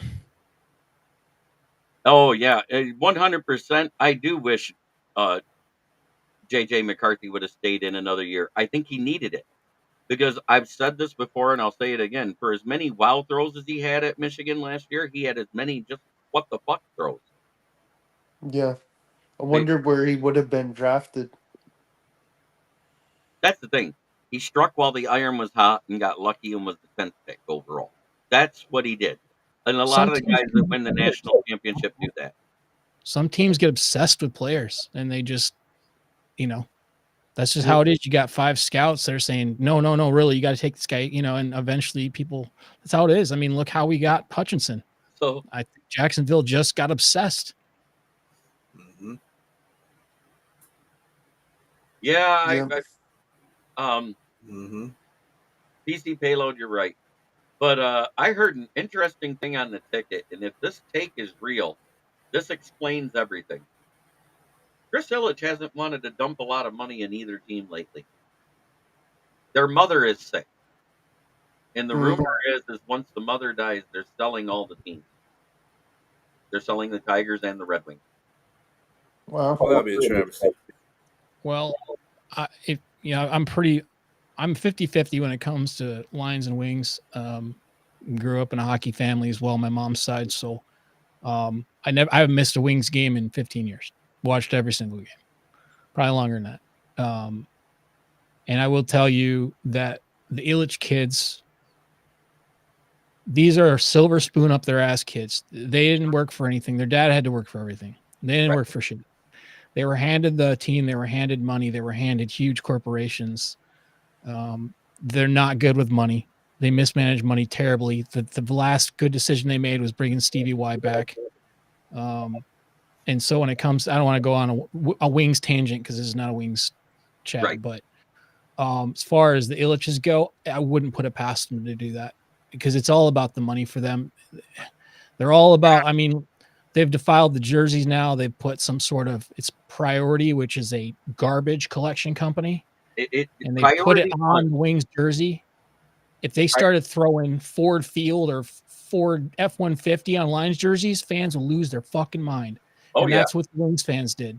Yeah, And they call it the Trash Patch because it's a garbage company. Right. And from the day they were in the playoff race all last year, they were up. They were like 3rd place. Yep. From the day that patch went on the jersey, they tanked and they like lost their way right out of the playoffs. And it's like considered like a curse now. It's nuts. And I don't believe in that shit. But like, man, the fans were on, whether it was X or whatever, hate livid. Sponsorships on jerseys. And it was all about revenue and nothing to do with anything. They try to make, they say whatever they're going to say. God forbid that happens. I don't see Sheila doing that. because No. she's a football fan. She's really into the team. She loves them as a team. You could see it in her face. But the Illich kids are just a bunch of money grubbing little silver spoon having kids. I've never liked them. Their dad was a legend, but anyway. So that's my piece on that. I just noticed something because I went to Dunham's and I was looking at the new jerseys because they finally got them in stock, and I was looking at them, the local Dunham's up here in Flint. And lo and behold, do you know what's not on the sleeves anymore? That Ford thing. The WCF. WCF that Sheila Ford promised she'd get off there as soon as she could. Best thing to happen to them My damn Jack Campbell jerseys. jersey I had on last week still has that, and that's the last year's jersey. So I'm Right. thinking maybe that's the last year. I think it was that's the last year, and the reason why is they had to wait for it to be the full jersey change. You know what I'm saying? Yeah, you're probably They right. could only change the alternate so many years. You could make minor alterations, but anything that was considered a part of the original jersey had to stay intact. So this was the first of the full jersey change. Hallelujah. The only thing that says Ford now is the field. Sheila don't even have Ford on her last name anymore. She That's had it right. She got rid legally. of that. That was the best thing she did. It was.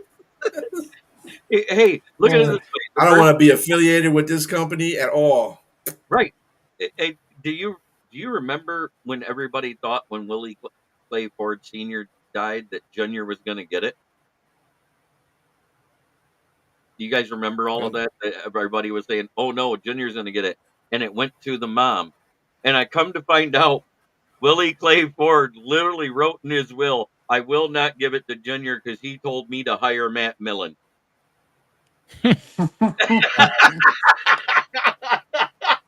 He wrote that in his will. That's the greatest thing ever that I ever heard. Yeah. Oh man. +1 to Willie Clay Ford Sr. That's the only thing he did Yeah. right in the entire 50 plus Him, years he had the team. him and his son never got along anyway. They were having battles when they were, when he was running the line. William Clay Ford Sr., that is, was running the Lions. And he was trying to make him. Remember that one year he tried to make him like the whatever some special consultant to the team, and he was throwing these things around, and his father wasn't even listening to him anyway. So what's the point of having your son a consultant if you ain't listening to him in the first place? So Yep. anyway, Yep.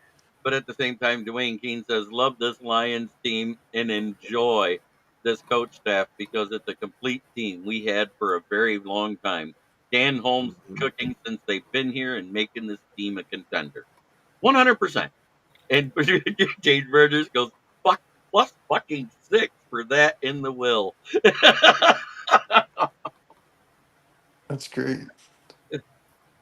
I can't Oh, believe he actually wrote the lines, but somebody was talking about it the other day. He goes, "Do you know why Sheila has the team right now?"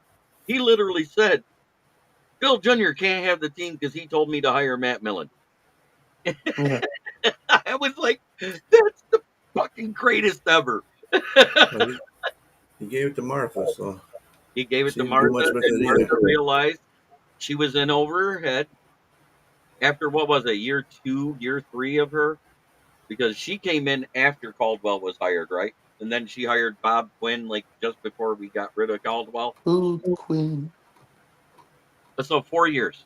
She had it 4 years, and she realized she was in over her head. She had to change something. She couldn't do it. She wrote that letter promising the Ford fans that once the Lions were mathematically eliminated, that she'd have Matt Patricia and Bob Quinn fired. And lo and behold, the mathematic equation equaled a negative percentage after Houston Texans came in our house and whooped our ass. And that's exactly what that was. That was an ass whooping. Yep. It's not like it hasn't happened before, but anyway. No, Yep. so But Sheila is a younger person. Um, a former she has competitor. more passion. She has more passion for this team. And Um, it goes way beyond anything. I mean, you could just tell in the way that she does it. And she's not like her, like her father. Her father was freaking I got to be involved with this, and I think we'll keep this coach because we like him and I like him, and we're going to pay him all this money because we like him. No, Sheila's like, first of all, I'm not doing that. I'll run the teams. I own a team, but you guys make the decisions who you want to play on there, and I'll sign off on them based on. And that's why she surrounded herself with such a good group. Like I said, everything starts from the top. You can't have shitty organization and have good players and think that you're going to get somewhere. It's not Right. going to work that way. So She literally jettisoned everybody. You remember when we fired Mayhew? You know who was still in the scouting department, right? The other M name that Millen hired.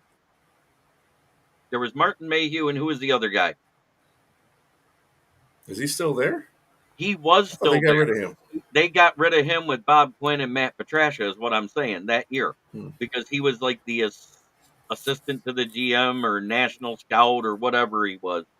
They all went bye-bye that year. And the first thing she said is, well, I want to bring great Lions football players of the past.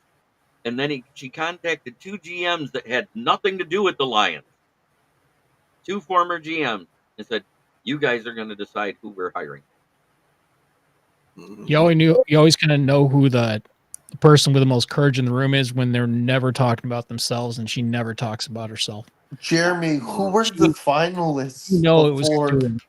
like she knew exactly what she wanted to do, but she wasn't going to hold reins. She was going to say, look, I'm going to hire the right people to do the right things, and you guys are football people. You do it. You just let me know what you need.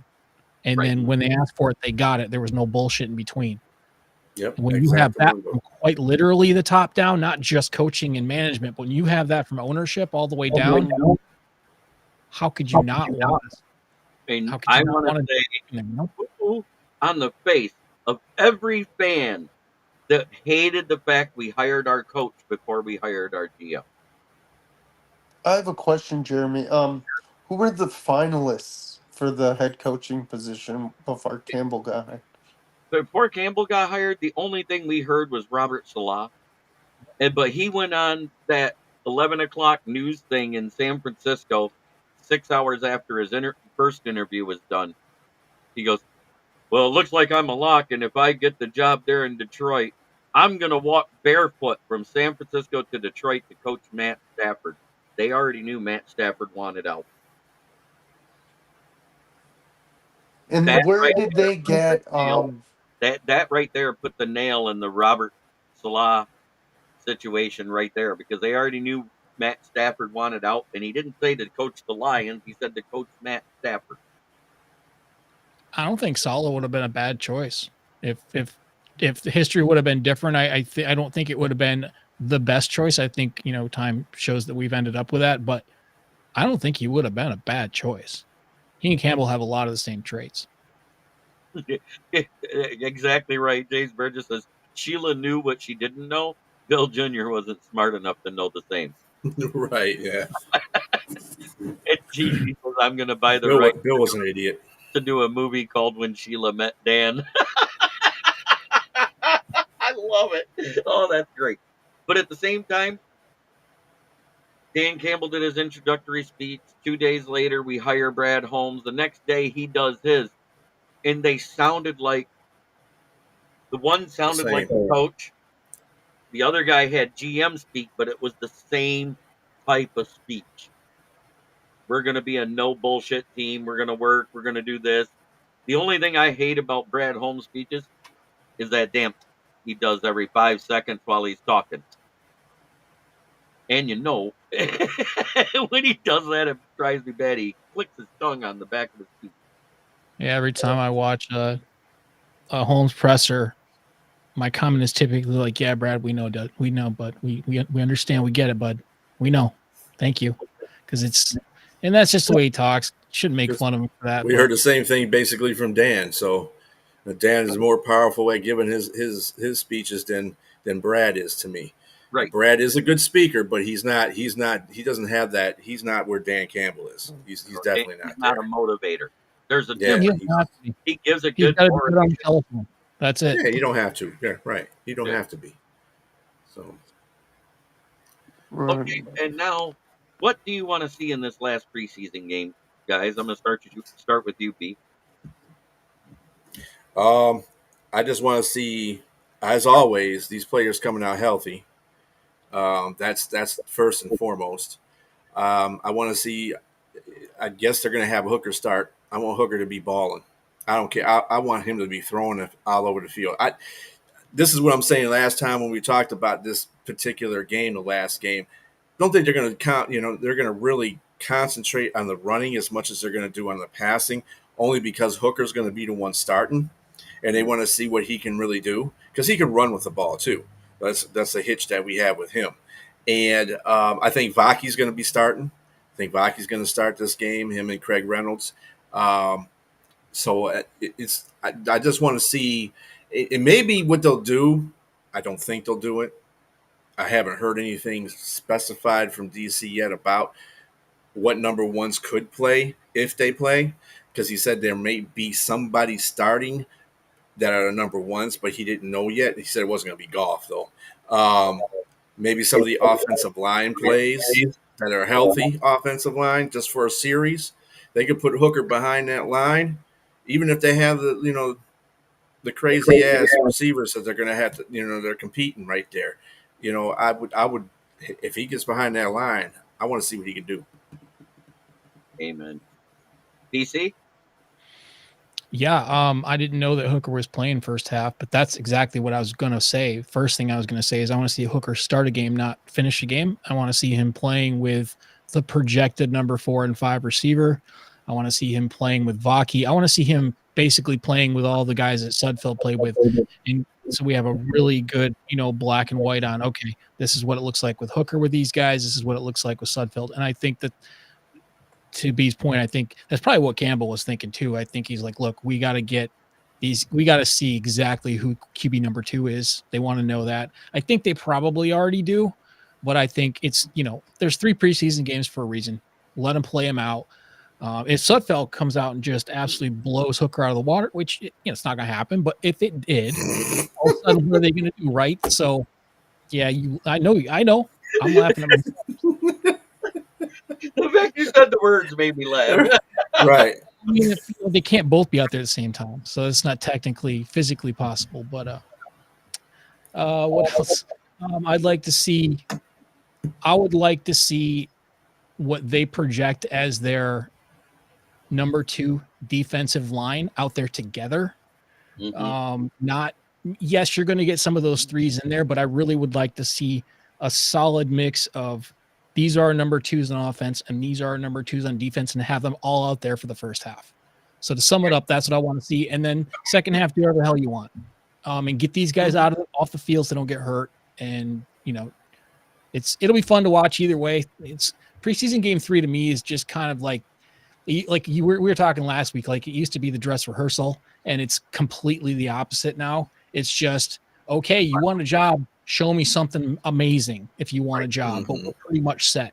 I think Campbell said in yesterday's, or was it, well, whatever the last presser was, it might have been yesterday, he got asked near the end of the press conference how many spots are left.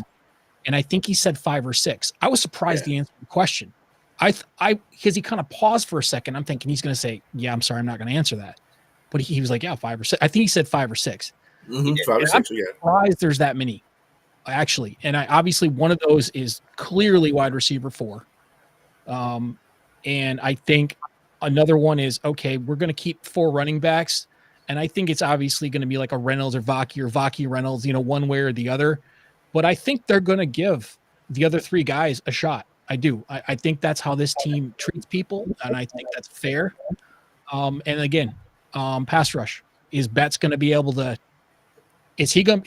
You get me another sack out of Betts, and I think they're going to really seriously start looking at him. And it's going to have to be against their 2s as well. So anyway, I could go on and on. There's a lot of stuff I'm looking forward to seeing. That's Houston. That's going to be a Houston versus Betts kind of thing going on right there, I think. Yeah, I'd like to see him go back and forth. Pull one out, put the other guy in. Pull one out, put the other guy in. Houston came up lane the Monday before the Chiefs game. He was in that Sunday with the 2s and 3s. He was out that Monday because he had either a hammy or something going on with his knee. I don't know if he's back practicing all the way yet. If he's not backtrack practicing all the way yet, you might as well say that's gone. Mm-hmm. Um, but Will, what's your take? What do you want to see? Pastrella hit it. I want to see Hooker. I want to see him as the number two quarterback. I just think uh, Don't you we live we in saw Charlotte? glimpses of we saw glimpses of good. It just sucks. He had to leave with a concussion. So I want to see You more were of always Hooker, good. and then I also want to see no injuries. Knock on wood. All That's right. all. Before I give my take on it, Hooker in first is music to my ears from James Burgess. Much respect for them from Dwayne Queen, making this city and team better since they've been here. Every year we've gotten better. Buddy Conquito says, I love Hendon's nice, smooth throwing style. And Dwayne King says, we need to keep Baki. He looks good. And 100%. And when he says they're thinking about playing a one, I think I know the one it is. It's the only one out of the first string that went to Florida when Hooker was down there. Do you know who that was? Go ahead, tell us. Jamison Williams. I didn't know JMO went to Florida.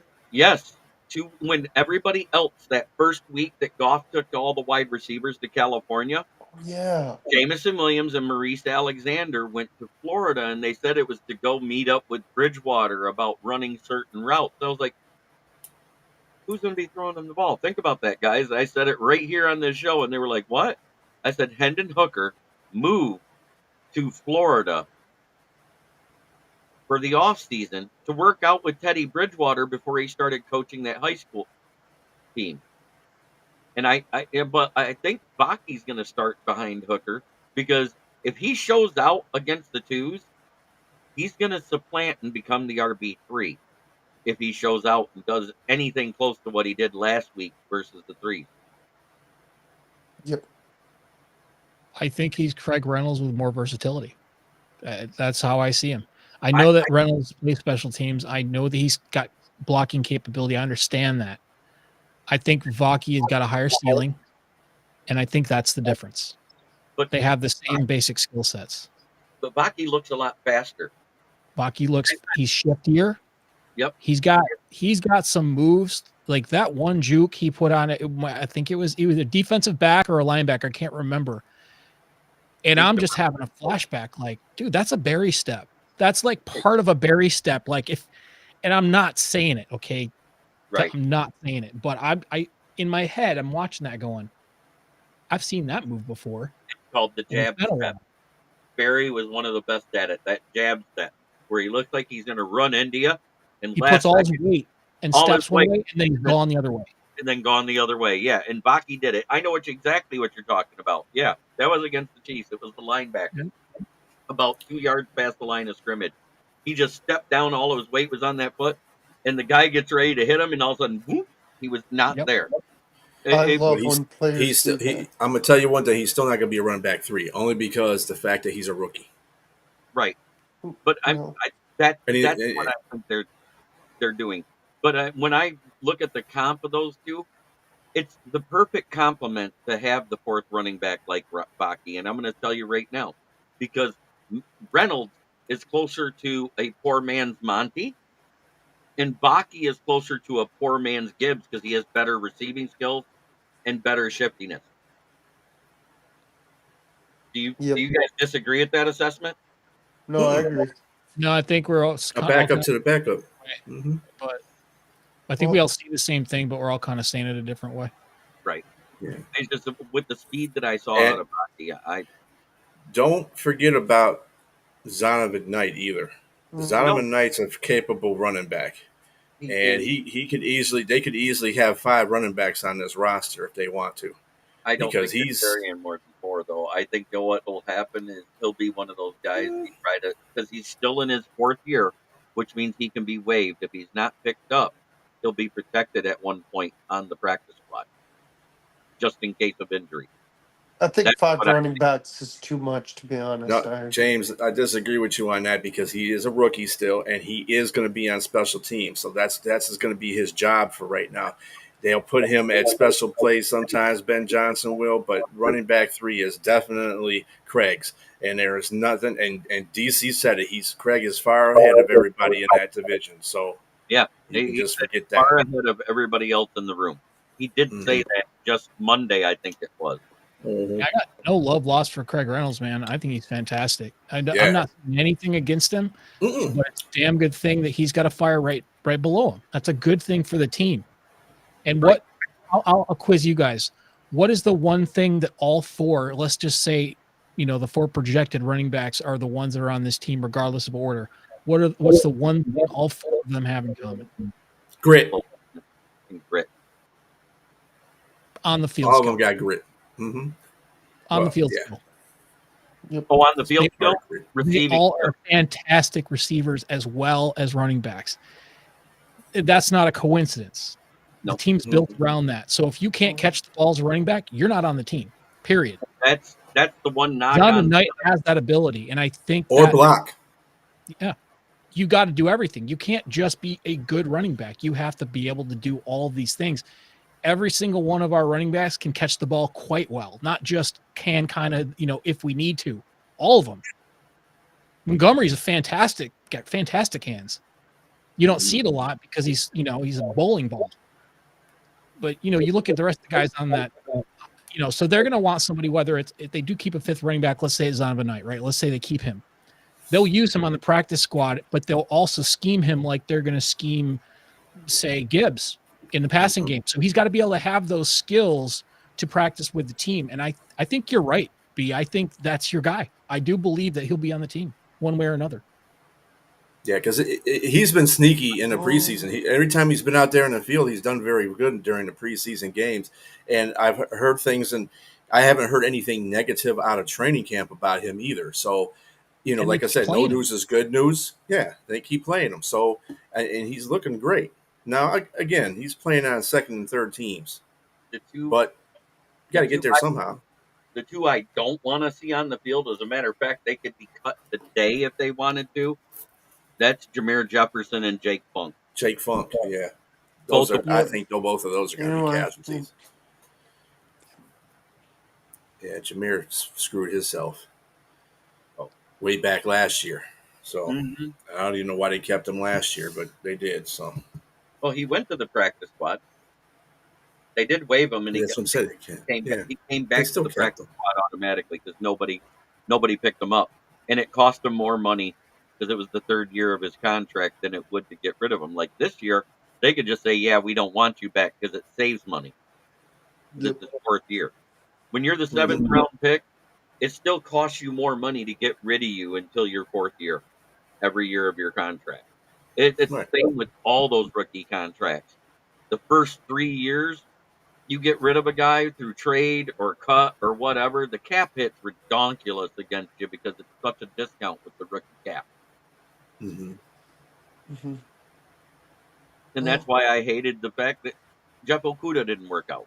You know what I mean? I wanted him to work out. And it looked like through the first few games that season when we were struggling, he was the only bright spot we had on defense at the time. And then regular Jeff Okuda showed back up. I just remember between him and Kirby, they held Jay Jetta to 3 catches for 14 yards in that game on 16 targets, and I was like, "Holy shit!" He's on Houston now, don't you? Yeah, he's the dime. Yep. He's a place kick holder. No, I'm just kidding. He's love the towel boy. Railroad.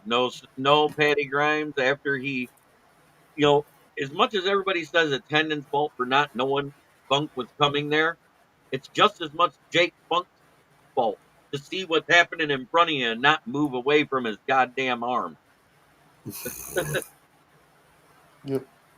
I mean, Jake Funk, he's another good hard runner. But I just don't think he has any of the attributes that PC was talking about that the first 4 have, even Knight. So No, Yeah, heck no. yeah. I think he's even better than Jameer. Jameer. But Yeah, at but the same still cut time, him. they're gonna cut him. Not even the They keep 5. locomotion. Right. Not even a locomotion. Nope. No Grand Funk Oh, I Railroad. need to go fast food. So, Will, do you want to shout anything out before we sign No, off? I'm good. Okay.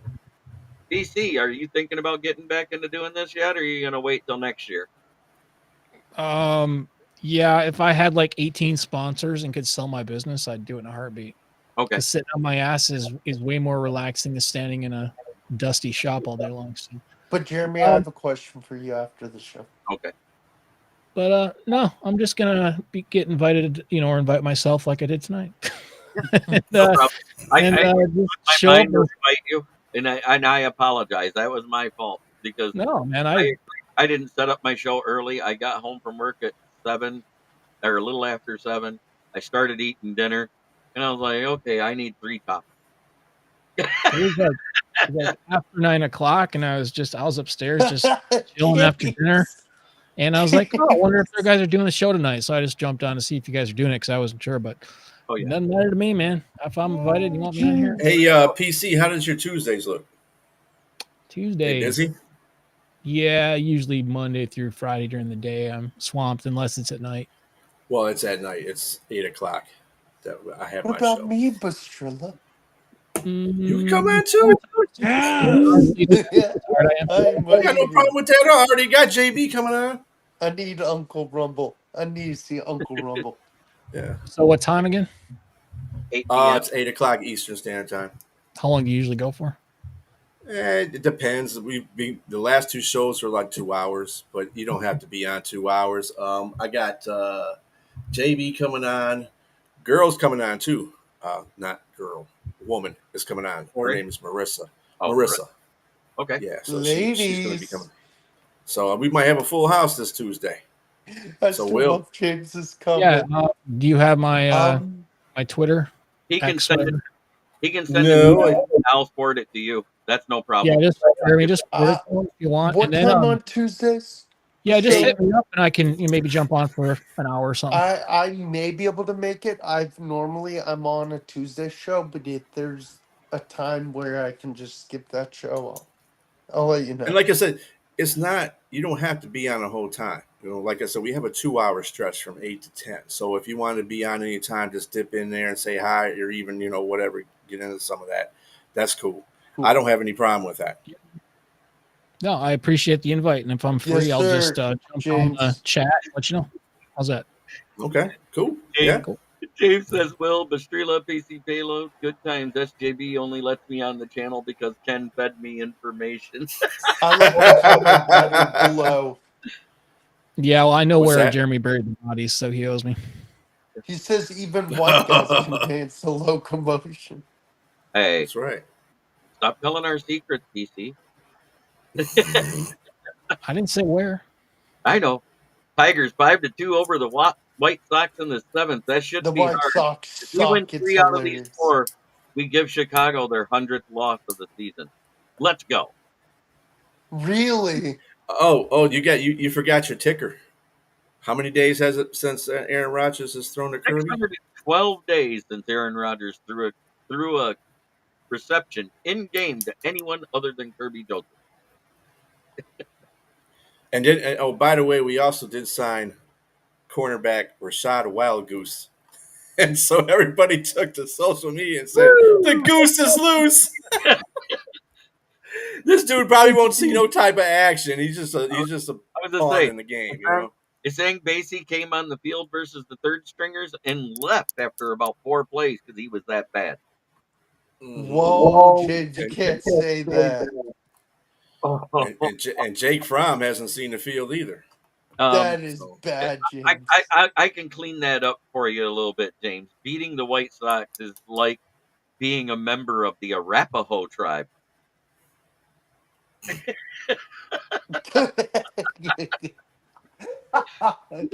Oh, man.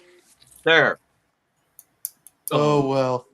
We did our sponsors early. I can't believe we it. did the sponsors early. So, as always, I'm going to end the show saying like I always do. Try every day to be a better person than you were the day before. That's the only way to make the world a better place. It starts right here. The only thing we can control is how we react to things out of our control. Much love to everybody in the chat. Thanks for watching and have a great weekend. Go live.